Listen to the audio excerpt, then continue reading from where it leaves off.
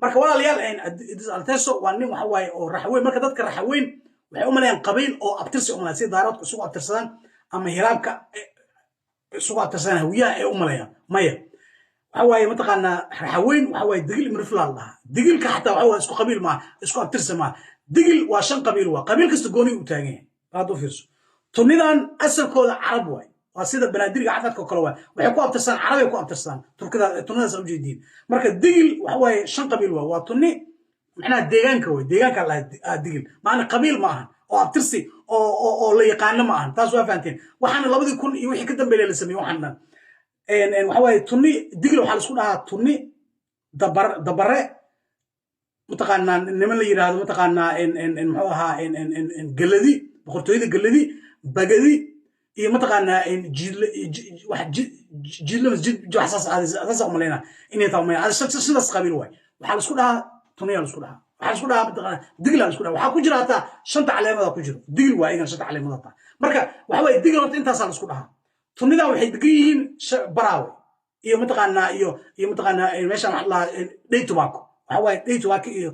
jamaami iyo mutaqaanaa baraawe iyo ilaa kuma soo diiday mutaqaanaa jilbi intaas oo dhan nimanka tunida waa degan oo buuxa marka dadku waxaan idris tunida iska maqleen idris artaas kaligiis ma waxa aan qabiilka oo ka dhashay aan soo dhigay mutaqaanaa fanaanada weyn legendka ee mutaqaanaa Mariin Abu waxa way gabar tuni way waxa way isku jufeeyina ta idris artaas tuni way ayada waxa way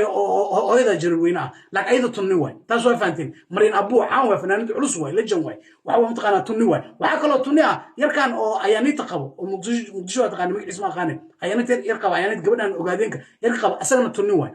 waa badiyin ilaa 5 ilaa 6 qof oo caan oo TikTok iyo Facebook ciidan u jira fanaaniin ay qabaan tunida dad igu soo carar ma dad oo shaqaysto oo qatar oo waxa way oo taariikh leh waa tunida horta ciidaas oo ka dhashay laakiin idris maadaama qabiilad uu necab yahay qabiilkiisa waa ka dhawma jira ma sheega jirin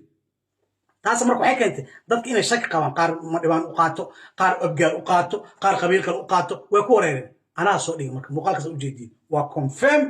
shariifka weligaa ka shakinana idinka إن شاء الله تعالى مركو حالنا ولكن إدريس هم بليو قول قرك الله كاغديو أبايو حشاك الدماشي وانوهي لسي هذا نوهي لسي حتى نكان todo جر حب حصدي بقى أنا قم ليسي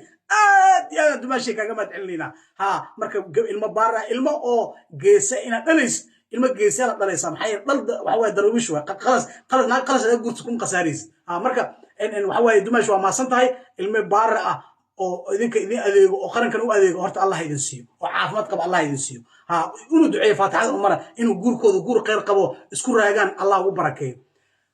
macruuf xaaji ninkan nin ceer way marka sidaan idris ugu kacina marka meeshaan baaq waxaan u direynaa maadaama gabdhaha wiye ay mataqaanaa waxa waaye aqoonin hata waxa waaye guurku wuxuu yahay ninkan inaan u guurina hawiyo aniga xumaan ay ka qaadanina maxaa yeelay rag badan oo hawiya buux hata waxa way oo u hiili weyse oo caan almuumina kamid hada waxa way iska bulo wala soo buri waxa kamid ninkan kamid waligiis guursanin san rag badan oo hawiya xamri buuxa walaalayaal gabdhaha hawiyo ambarkan ala jiifanaysin wiilashan walaaliina siiya